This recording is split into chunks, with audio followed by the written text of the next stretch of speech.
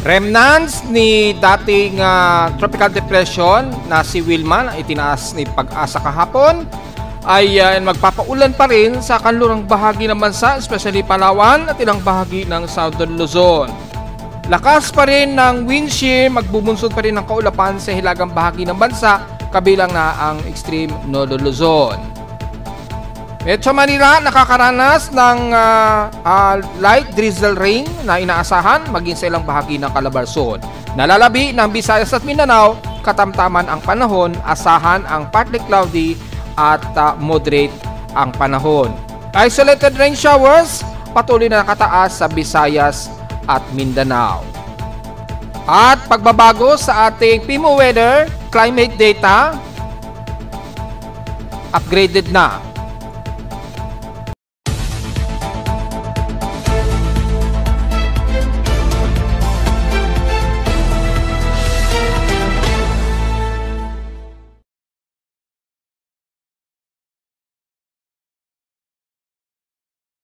Hello, good morning mga folks. Welcome po muli sa ating Daily Weather Bulletin at Analysis para sa araw ng Lunes, December 8, 2025. Ang oras sa ating boss pa may maga ay alas 10:36 na ng umaga.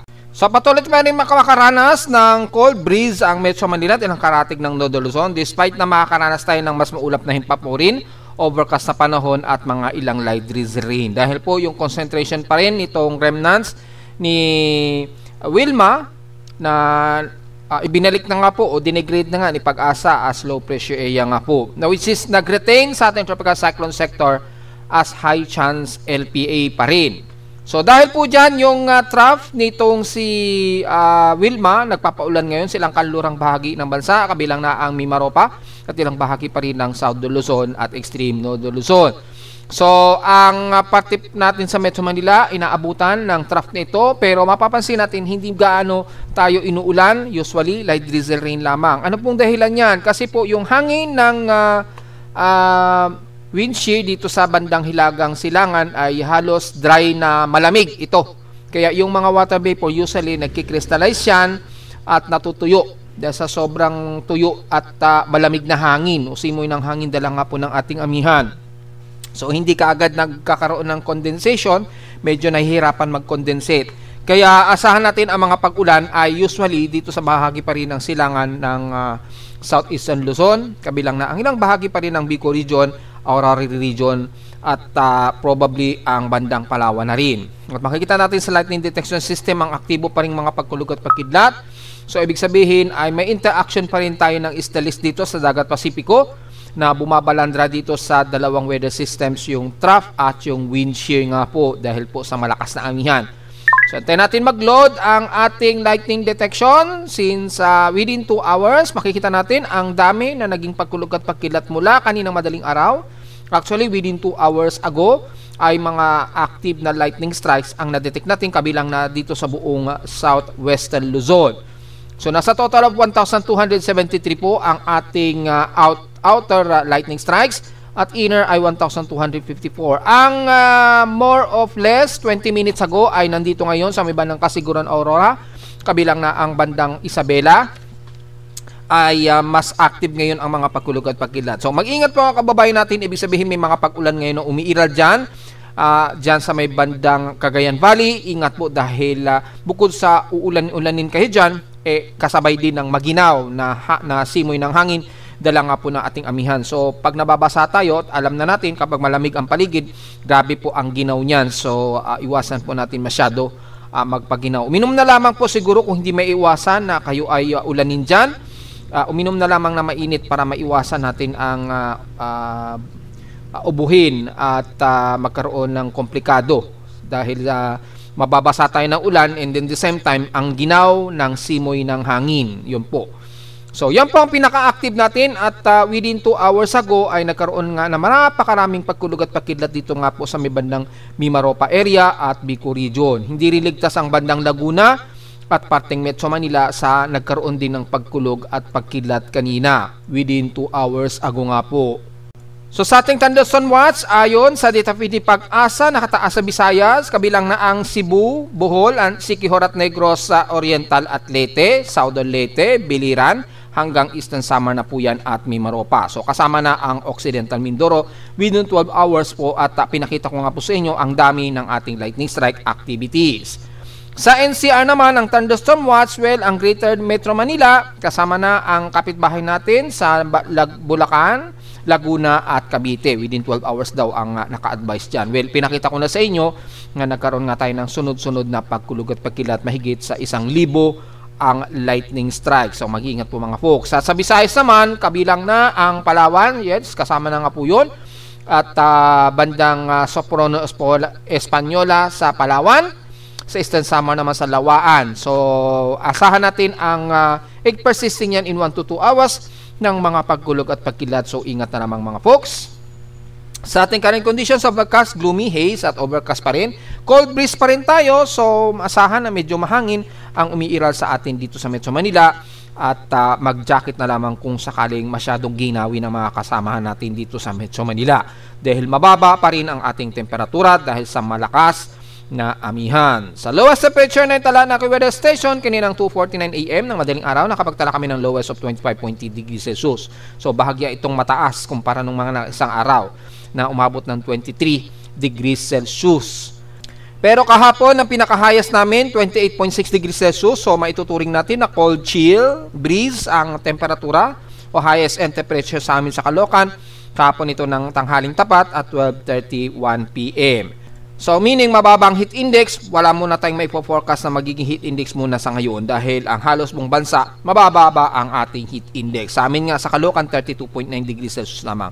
Very comfortable po, kaya maginaw ang ating panahon na masyadong dry, cold, dry cold yung ating paligid ngayon. Samantala sa PH extended past 24 hours, nangunguna po ang Butuan sa may pinakamataas pa rin. Well, Mindanao talaga ang matataas ang temperatura pagka ganitong mga buwan. 35.6 degrees Celsius po ang kanilang napakamaalinsang panahon, mainit na temperatura. Sa lowest naman sa Baguio, bahagyawang tumaas ng konti ang kanilang air temperature, pero lowest ito at 16.8 degrees Celsius. Sa Inulan, ang Legazpi pa rin patuloy na inuulan sila na 133.6 mm na total rainfall. At wala kami naging pag-ulan dito sa Caloocan despite na nagkaroon ng mga ilang light drizzle rains mula kagabi. Anyway, yung ating PXC streams, ating PIMO weather climate data, in-update na po natin dahil marami talagang nagre-reklamo. Kung pwede daw ayusin natin yung ating climate data na hindi na kailangan mag-control F5 para lang ma-refresh yung load ng data sa graph doon sa pinaka-chart dito sa ibaba. So, binago natin at nag-research pa tayo ng iba pa na kung paano ma-extract yung data sa Japan Meteorological Agency na hindi na kailangang mag-alt F5.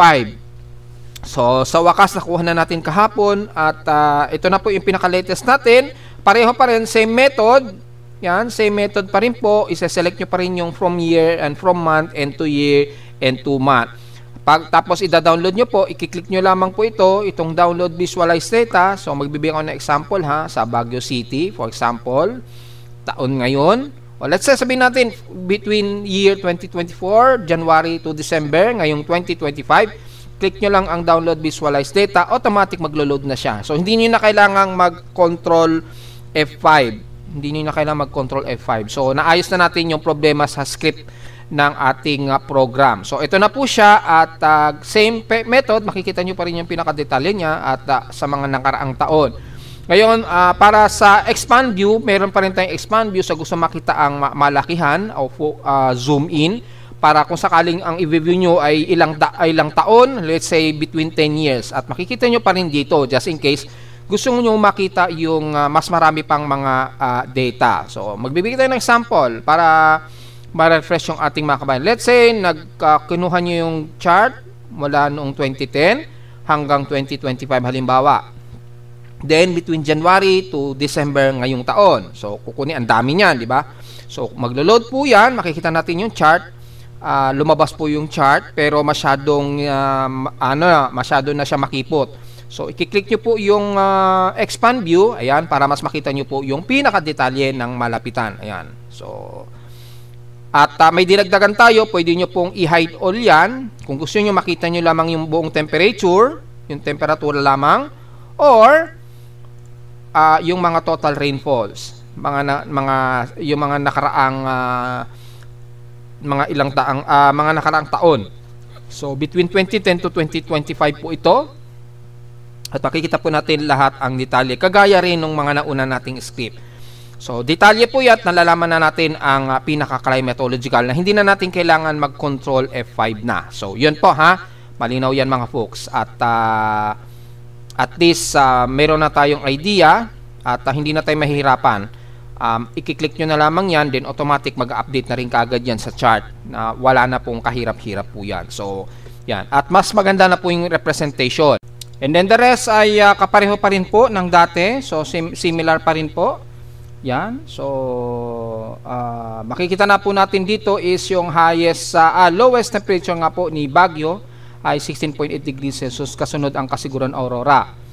So mapapansin natin dito hindi pasok ang Science Garden sa lowest temperature.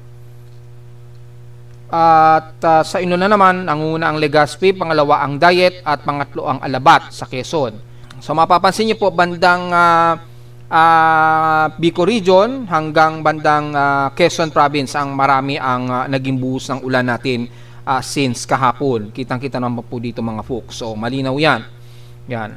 Pinakamataas ang Legazpi. So yun po. At sa mga gusto pa rin malaman yung climate data, kasi yung data nito ay mula sa official data ni Japan Meteorological Agency po na nako-compiled.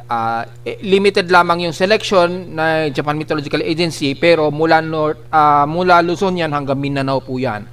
Para sa parameter ng climatological data ng bansa natin sa mga selected areas po. Para makita natin yung pinaka mas accurate at mas official na data ng climatological data, kasi yung kinukuha naman ni Japan Meteorological Agency mula din yan sa record ni Pag-asa. So mapapansin natin dito yung mean temperature, yung minimum temperature and max temperature, pati yung pinaka normal and total precipitation. So makikita nyo pa rin dito yung at least yung difference natin. At mapapansin nga po natin ngayong taon, ang pinakamaraming naging pag-ulan ayon dito sa record ng Science Garden since nung July, mabot ng 470 yung 0.2 mm yung precipitation normal, at yung precipitation maximum, yung pinaka-normal ay 1,224 mm. Ito yung pinakamalaking recorded dyan sa Quezon City na ulan. Grabe ang naging pag-ulan natin. So, yan po, malinaw po yan dito at mas precise na po. Hindi na natin na mahihirapan yung mga kababayan natin na kailangan pang mag-control F5 para lang ma-reload yung data. So, at least yan okay na. At sa atin namang outside humidity, 84% po. Highly concentrated ito. Bumaba lang ito ng 3% since last hour. Medyo mataas ng konting ating atmospheric pressure, 1,009 hectopascals, and steady ito since last hour. Minimum low po tayo, so ang alon natin sa may bandang hilagang bahagi ng Luzon pa rin, magpapatuloy po yan dahil sa ating amihan. Malakas po yung ating amihan dyan, so asahan natin ang maalon na panahon. Maalon at may maulap na panahon, rather. So yun po. Ingat na lamang po sa mga babiyahe, lalo na dyan sa may bandang kanluran ng Nodo Luzon. Delikado po, lalo na sa may bandang karagatan ng bandang La Union po. Ingat po mga folks. At sa ating air quality, nasa moderate po tayo na 56 index.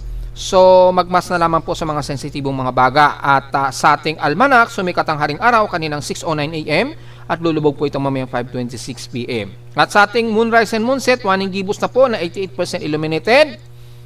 So tingnan natin kung wala pa, hindi pa siya tanaw dahil mag-moonrise pa po ito mamayang gabi, 8:54 PM. At bukas na ng umaga, 9:17 AM ito lulubog. At sa ating local weather outlook para ngayong Lunes at Martes, well, obviously, maulap ang himpaporin natin hanggang bukas at mataas ang tsansa ng pag-ulan sa maghapon po yan. Yan, 100%. Bukas po, at least mababa ang tsansa daw na 26 to 30% na tsansa na uulanin. Pero patuloy tayo na magiging partly cloudy sa maghapon at magiging mababa ang ating UV index dahil po sa patuloy na malawakang daloy ng ating amihan. So patuloy po yung ating trough ng shear line. High sa lowest temperature expected naglalaro 30 to 31 degrees Celsius and lowest temperature expected 25 degrees Celsius. So, hindi na natin masyado i-report itong local weather advisory na data PNP Pag-asa dahil balik sa low pressure area naman po ito. Pero expected na sa bandang coastal waters na yun ng bandang Antique. Sa atin naman ay bandang Mindoro naman daw ayon sa tropical cyclone sector. So, walang masyadong cases masyado. O hindi masyado big deal just in case po. At sa ating short-term weather forecast this coming week ay magiging gloomy pa rin ang ating halos buong linggo. May mga chance sa tayong pag-ulan, mga around 50 at pinakamababa lang ang 20 to 30% pagdating po ng susunod na Biyernes. Yan. So, magiging very gloomy tayo nitong buong linggong ito, lalo na sa Luzon po. Pero sa Visayas at Mindanao, at least sa inyo dyan, mas magiging maaraw po at mas maalinsangan. Hindi katulad sa amin sa Luzon area na kung saan meron kaming umiiral na amihan. So, diretso agad tayo sa ating ginagamit na satellite imagery. Makikita po ang hilagang bahagi ng Luzon po at dito sa may bandang timog kanluran ng Luzon, magiging maulan po tayo dahil pa rin sa tuloy-tuloy na salubungan ng ating mainit na temperatura dito sa dagat Pasipiko sa ibaba at yung ating amihan naman sa hilagang kanluran. Yan, yung extension niyan. Kakaroon po tayo ng malakas na wind shear dito and then developing shear line po sa pagitan na yan. At nandito yung, according sa tropical cyclone sector ko, banda rito sa may bandang Mindoro yung sentro niya. Pero dahil remnant na lamang halos yan, hindi na considering na mayroong sentro itong low pressure area na to. Pero makikita natin yung epekto ng low pressure area sa may bandang Palawan na magbubunsod po ng malawakang pag-ulan po, lalo na sa silangang bahagi ng Nodo Luzon hanggang Bicol region na po yan. Tuloy-tuloy po magiging maulan at kasabay ang localized thunderstorms. So sa selective natin yung heavy rain potential, mapapansin natin ang mataas na heavy rain potential sa halos buong timog kanluran ng Luzon at hilagang silangan ng buong Luzon, kabilang na ang Bicol region at rest ng South Luzon. Kasama na ang Marinduque, Romblon at Masbate. Yan po. Ingat na lamang po sa mga just in case mga pagguho ng lupa, just in case po mga puksa. At napakamaginaw po ang busang ulan kasabay po ng ating amihan. So iwasan natin masyadong ginawin at nagdudulot po yan ng pagbabahing o pagkasikpon dahil po sa ginaw at basa. So yan po at yung mga pag-ulan dito sa may bandang Batara sa Balabac, nabanggit na natin ang ilang bahagi ng Palawan, ingat na lamang po just in case. Sa ilang bahagi naman ng Visayas ay magiging katamtaman po ang lagay ng panahon natin, halos sa partly cloudy ang madalas at ilang mostly cloudy naman sa bandang hilagang bahagi ng Panay Island at Northern Samar. Pero less than Central Visayas, kabilang na ang buong Panay Island at Leyte, at least katamtaman ang lagay ng panahon, mas maaraw kayo dyan, so medyo mas maaraw at hot humid ang inyong panahon po hanggang dito sa buong Mindanao po. Partly ito sa musikaw di lamang iral sa ilang bahagi ng Compostela Valley, pero the rest katamtaman at maaraw at magiging maalinsangan ni kayo. Isolated naman ng mga pag-ulan ang nakataas pa rin sa ilang bahagi ng Davao Region, kalurang bahagi ng Zamboanga del Norte at dito sa silangan bahagi ng Agusan del Sur. Yan. And the rest ng Caraga, at least medyo katamtaman at maaraw ang inyong paligid po dyan. At least nagpe-fairly weather tayo dyan. So wala tayong masyadong concern sa may bandang Visayas at Mindanao na ngayon na medyo maganda ang panahon. Maliban na lamang sa South Luzon, pataas ng Nodo Luzon na kasama ang Metro Manila sa magiging mas gloomy at asahan ang mga aabutan pa rin ng mga forecast na mga kalat-kalat na mga light to drizzle and moderate rain showers. At sa may bandang Bicol region hanggang Cagayan Valley naman, makakaranas naman kayo ng mga patuloy na maulan at pagkulog at pagkidlat. So kasama na po ang buong extreme Nodo Luzon, mapakanluran man yan ng Ilocos o mapasilangan man yan ng Cagayan, pababa na yan ng Central Luzon sa Tarlac, Pampanga at dyan sa Bulacan area. So silipin pa rin natin kahit na low pressure pa rin itong si dating bagyong Wilma na dinigrade na rin ni Pag-asa. At makikita natin as of 10:45 AM na ngayong umaga ay nanatiling walang pagbabago o stationary na lamang yung kanyang wind speed. So as of 10:45 AM ang kanyang lokasyon ngayon nasa may bandang baybayin ito ng Baswaga o bandang Coron, Palawan. Pagitan po ito ng Coron, Palawan at San Jose Occidental, Mindoro sa karagatan po. Yan po ang kasalukuyan ng lokasyon base sa ating tropical cyclone sector. pero mananatili na lamang siyang isang remnant na lamang na maituturing po ito. So, yung cluster niya, naririyan po, makikita natin ang kaulapan na yan, magbubunsod po ng mga kalat-kalat na mga malawakang ulan. Ingat na lamang po sa kung sakaling biglang magkaroon ng posibleng flash floods pa rin sa inyo sa may bandang Occidental Mindoro. So, nandyan ngayon yung pinaka-sentro niya at ang kilos niya ngayon, pakanluran sa bilis na 16 km/h. So, bumibilis na po ang pagkilos niya, pakanluran po. Palabas na ito ng ating kalupaan sa Palawan. And then, siguro sa susunod na 24 oras, nasa may bandang West Philippine Sea na rin po ito. So, patuloy pa rin tayo magkakaroon ng pag-ulan po sa bandang Luzon area ha. At patuloy pa rin yung iral ng ating amihan. So, nagkakaroon pa rin tayo ng tuloy-tuloy na shear line. So, wala na pong masyadong forecast na nakataas. So, yung ensemble na lamang ang medyo aktibo na ensemble forecast. Ayan, makikita po natin dito. Ito yung pinapakita na posibleng magiging galaw niya. Magtitimog kanluran pa rin daw siya. So, base dito sa mean location, kaya lang nandito sa may bandang pagitan ng Occidental Mindoro. Pero base sa ensemble ay magpapalawan pa rin daw ang galaw nito. Well, ano man ang magiging galaw nito at dala ng maulap na himpapurin, magpakakaroon o asahan lamang ang mga kalat-kalat na pag-ulan sa ilang bahagi nga po ng Mimaropa area. Yun na lamang po ang medyo pag-ingatan natin mga folks dahil hindi na masyado concern yung pagiging enhanced development nito dahil maikukonsider na natin itong isang remnants na lamang na low pressure area. Kaya nanatili siyang nasa high chance of development, kaya nakapula pa rin siya, pero wala itong nakikitaan na mag-further intensification na ito. Kaya mananatili na lamang siya sa active na low pressure area na lamang na magdadala ng mga pag-ulan sa bahagi nga po ng kanluran ng Luzon. Yan lamang po ang magiging analysis natin at ito po yung pinaka-actual floating satellite imagery na. Ito po yung pinaka-upper convection niya. Ayan, makikita natin ang malawak ang pag-ulan dito sa may bandang Mimaropa. Hindi na masyado sa may bandang Visayas. So, yun po yung masasabi natin dito. Wala tayong masyado magiging komento dito dahil dalang ulan na lamang ang magiging concern ng mga kababayan natin lalo na sa kanlurang bahagi ng bansa. Ngayon kung titingnan naman natin ang Tropical Cyclone Assessment Monitoring just in case mula sa West Pacific Basin, ayan na po, balik kalmado na po yung ating West Pacific Basin Monitoring. Yan, yung epekto na lamang na Intertropical Convergence Zone sa Indonesian Peninsula, ayan, kitang-kita naman po, ay nagbubunsod po ng mababang atmospheric pressure at mataas na po ang probability na may mabuong low pressure area dyan sa may bandang Southern Hemisphere zones. Alongside ng Intertropical Convergence Zone dyan sa pagitan nga po ng Malaysia at Papua New Guinea. Yan. So, asahan natin na nagkakaroon tayo ng mababang atmospheric pressure kasabay ng convergence. Ayun, nagkakaroon ng convergence. Mababa na lamang po dyan. Pero dito sa atin sa West Pacific Basin halos wala tayong namamataan. May mga ilang vorticity lamang na nagaganap pero disoriented or disorganized.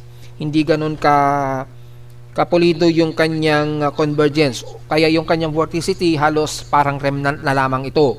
Sa ngayon yan mga folks at mula sa ating Global Spectral Model ay patuloy pa rin tayong iiralin ng amihan hanggang sa unang linggo nga po ng December. Ayun, patuloy at umaabot nga po sa Southern Luzon at Visayas ang daloy ng northeast monsoon natin.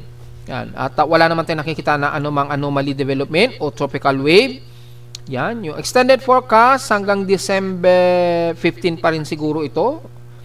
Yan, so hanggang December 13 ang forecast niya.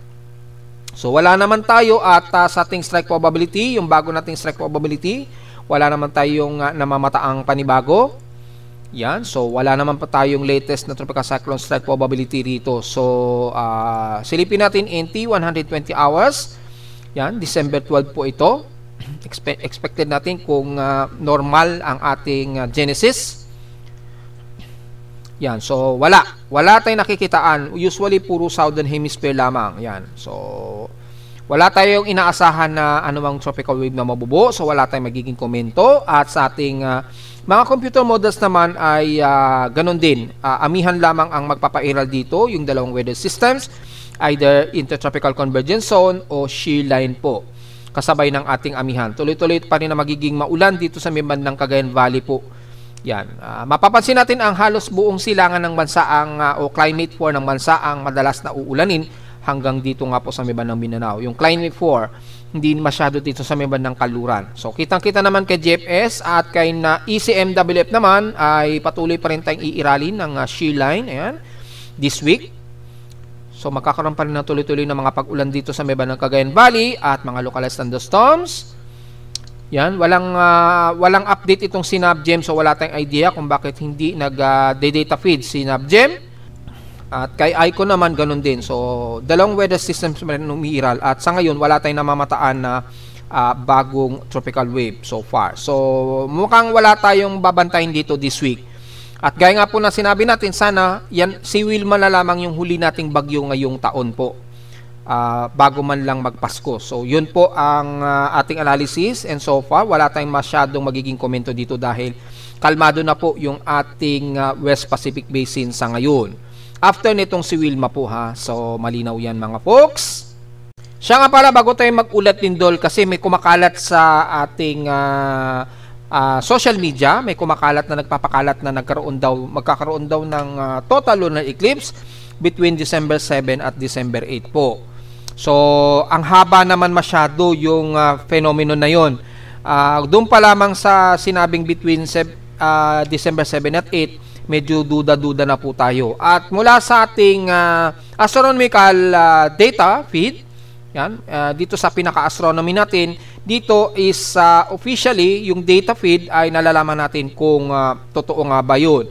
Mula rito sa astronomical event, wala namang indicate dito na mayroong total lunar eclipse. Wala ewan ko kung saan nila kinuha yung balitang nang yun, pinapakalat nila sa social media. Misleading o fake news po yun ha, na nagsasabi na may total lunar eclipse po ngayong buwan ng December. Wala po tayong nakaschedule na anumang eclipse ngayong buwan ng December 2025 ha. So kung gusto nyo po malaman yung mga eclipses natin, pwede nyo naman i-click dito sa yung to view eclipses, kiklik nyo po dyan. Yan, madali naman makikita at nakaschedule na po yan. Sunod-sunod na po yung mga schedule niyan. So mapapansin natin ang susunod po na magaganap na eclipse, ito ay annular solar eclipse po. Hindi natin makikita ito sa Pilipinas dahil sa South Pole po ito magaganap o matatanaw, sa bandang South Pole po. Sa Antarctica matatanaw yung pinaka-annular solar eclipse. February 7 po ito, so may 71 days pa. And then yung susunod nga po na total lunar eclipse, next year pa po ito, mga March 3, 2026 na. So may 85 days pa po tayo. Yan, ito po yung totoo talaga na magaganap. Yan. Oras natin sa Pilipinas yan, mga 7:34 PM po yan magaganap. So gabi sa atin yan.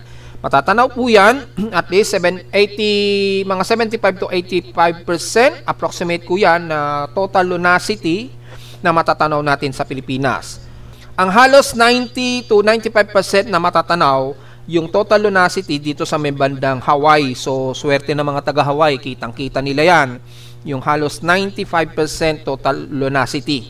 Yan, matatakpan ng pinaka-umbra ng Earth yung pinakabuwan, kaya yung pinaka-red na kulay bloody red ay tanaw na tanaw sa Hawaii.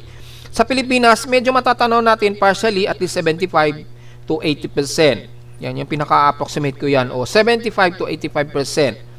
Yung approximate na matatanaw natin yung total lunicity nitong buwan. Yan. So, fake news po yung nagpapakalat na ngayong buwan merong magaganap na eclipse. Wala po tayong total lunar eclipse this month. Ang magaganap talaga next year pa po, mga March 3, 2026. Yan. March 3, 2026 pa po. Yan. Makikita yan sa Amerika, Russia, sa may bandang Hawaii, ang pinaka-central. Pero sa may bandang Canada, kita yan, Antarctica, Oceania at Alaska. So, yan po. March 3 pa po, next year. So, wala po tayong nakaschedule na December na anumang eclipse na magaganap. So, makikita po ninyo dyan at may kompleto po ang detalye niyan. Oras sa Greenwich Middle Time at oras natin sa Pilipinas, yung Philippine Standard Time natin. So, dito nyo po i-double check yung mga nagpapakalat na yan para masiguro natin na hindi misleading yung mga inuulat. Iwasan po natin na maniwala kagad sa mga nagpapakalat na ganyan. Lagi natin i-double check At uso naman na po ang AI. Meron ng AI na para ma-confirm nyo po kung totoo po yung mga ipinopost na mga ganyang event sa social media. Yan. So, gusto nyo pong makita yung pinakasusunod-sunod na magiging event, dito pa lang sa dashboard, makikita nyo na po yung next eclipse. Yan. So, dito pa lamang makikita nyo na kagad kung tama yung mga ipinapakalat sa social media. Automatic po yan, sunod-sunod sa ating webpage. Kaya, misleading po o fake news po yung nagpapakalat talaga na mayroong magaganap na total lunar eclipse this month. So, balik tayo sa ulat lindol. Well, wala naman tayong bagong latest na malakas na paglilindol after ng malakas na magnitude 6.8 dito sa bandang Canada, sa may bandang Yukon, Canada. And hopefully, na-separate na po ni PBOX yung total earthquake ng November at December. Sana nahiwalay na sana nila. Yan. Dito kung mapapansin natin, halos parang nahiwalay na ata nila. Sana po na-separate na sana nila. At sa lindol nito sa bandang Canada, ay patuloy pa rin ang mga aftershocks. So, ang dami pa rin aftershocks dyan. So, hopefully, ay walang nagkaroon ng avalanche. Ayan, tuloy-tuloy pa rin ang aftershocks. Grabe ang pagyinig. So, tuloy-tuloy pa rin yung aftershocks sa may bandang Yukon, Canada. Ingat na lamang po kung may kababayan tayong nakatira dyan. Nag-i-snow yung paligid kasi dyan. Sobrang nag-i-snow na malamang dyan. Sa Pilipinas naman, so far, ay wala naman tayong naitala na magnitude 4. Mula kaninang madaling araw so far. Yan. Pero yung mga aftershocks natin, patuloy pa rin ang umiiral sa Bogo, Cebu. Ayan, no? So, patuloy pa rin yung mga aftershocks. And then, double check natin sa historical earthquake. Hopefully, na-separate na po yung November and December. Tingnan natin. Sana po, nahiwalay na para maganda po yung magiging counting natin. So, double check natin kung na-separate na. Yun, mukhang na-separate na nga. Ayan. Nag-normalize na yung ating annual frequency. So, diretso agad tayo sa month of December. Ayun, nahiwalay na nga. Yan. So, ang total earthquakes natin ngayon for the month of December, 231 earthquakes na po. 223 dito is magnitude 2.0 pataas, 8 sa magnitude 4, at so far wala naman tayo naitala na kahit isang magnitude 5.0. So, na-separate na po ni PBOX yung kanilang December and November data na magkakahalo. So, na-separate na nila, automatic segregate na rin sa ating webpage. So, ayan na po yung total earthquakes natin. Nasa 231 pa lamang po, mas konti. At okay na po yung ating annual earthquakes. Tumama na rin yung bilang niya. Yan. Naka 22,000 kasi yan. Kasi nga po, nagdoble. Dahil magkakahalo pa rin yung month of December at November. Ngayon, nakahiwalay na po yung December sa November. At least, tama na po yung ating bilang. So, kukunti pa lamang mga folks. 231 pa lamang. At mapapansin natin ay marami na kaagad ang cluster ng lindol dito sa may bandang Bogo, Cebu. Nasa total of 33 ang total earthquake sa may bandang paligid ng Bogo, Cebu. Sa Surigao naman 36, malapit. I-zoom in pa rin natin para mas malinaw. So may 16 at 15 sa may bandang Tandag, Surigao del Sur. At sa may bandang Manay naman, Davao Oriental ay 17. So at least dito mas konti. Hindi kagaya sa may bandang Bogo, Cebu ay 31 po ang kanilang aftershocks pa rin at tuloy-tuloy na mga pagyayinig dyan. Kaya mag-iingat pa rin tayo sa mga kababayan natin sa Bogo, Cebu dahil until now ay mga tuloy-tuloy pa rin ang mga mahihinang at katamtamang pagyayinig dyan. Yan lang po ang magiging report muna natin dahil again, kukonti pa lamang yung ating total earthquakes and so far, wawalo pa lamang yung ating magnitude 4 pataas. Yan. So ating annual earthquake agency, annual earthquake frequency, ang total earthquake natin ngayong taon so far 20,709 po. Kasama na ang magnitude 1.0 po diyan. Yan. So yan na po yung tamang bilang. Hindi kagaya kahapon, magkahalo pa rin kasi yung December. Kaya dumoble yung bilang. So yan po yung pinaka-analysis natin at kokonti pa lamang yung mga lindol natin pero alisto pa rin tayo dahil may mga paglulindol pa rin dito na nagaganap malapit sa may bandang Batangas. Pagitan po ng Mindoro at dito sa may bandang Calatagan, Batangas. Pagitan. Yan. Yumayanig din dito sa may bandang Lubang at bandang Paluan sa karagatan ng Abra de Ilog. Paligid nito ng Occidental Mindoro. So, maging alisto po tayo at sa hilagang bahaging dulo ng Luzon, parting Ilocos Norte pa rin at bandang Babuyan Islands o Calayan Islands, may mga pagyayinig pa rin na umiiral po dyan. So, maging alisto po tayo dahil mukhang tipid na naman ang mga pagyayinig, mga folks. At narito na naman ang ating 3-day to 8-day weather forecast para sa araw ng Lunes, December 8, 2025.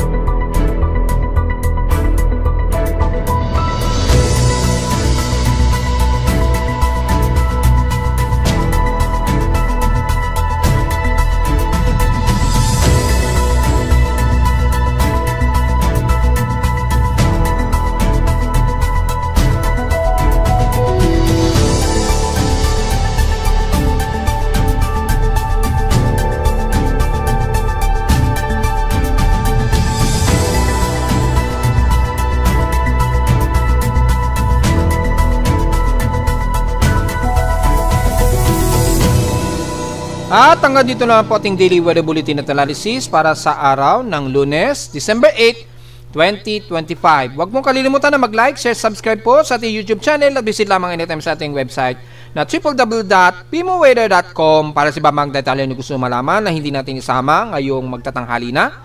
Sa ating report, asahan natin nag-very gloomy pa rin tayo at cold breeze ang ating paligid. So mag-jacket na lamang sa masyadong ginawin maging dito sa Metro Manila. At visit lamang sa ating website sa gusto malaman pa rin ang pinaka-dynamic events mula sa data feed na aking weather station sa Caloocan at sa data feeds mula sa iba't ibang weather agencies.